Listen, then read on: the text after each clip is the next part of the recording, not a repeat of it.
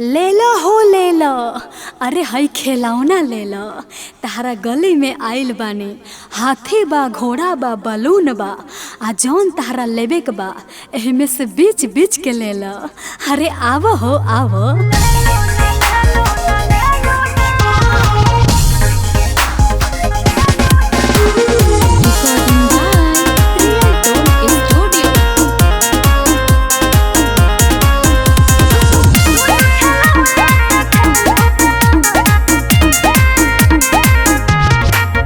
तोहर चीज रानी हमके भागल बा, हमर ओही पे दिलवा गइल बा।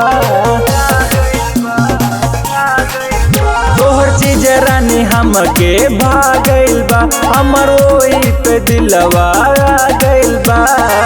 बोला करट लेबू ये सोना ये सोना।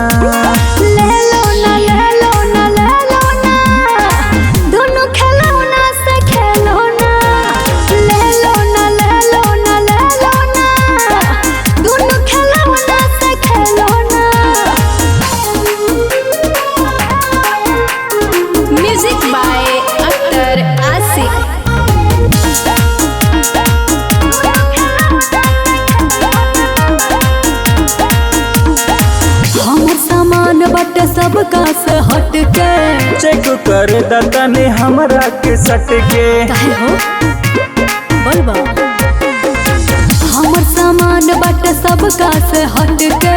चेक कर दादा ने हमरा के सट के। प्यार से हमरा के दे दो ना दे दो ना।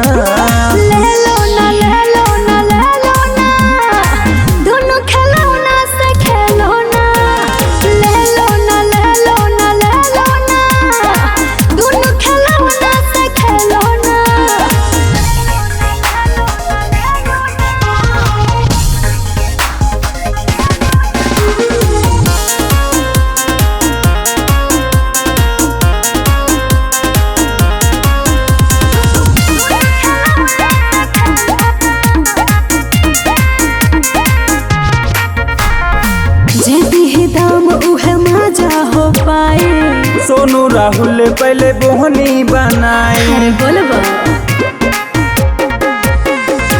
जे दी दाम उहे माजा हो पाई। सोनू राहुल पहले बोहनी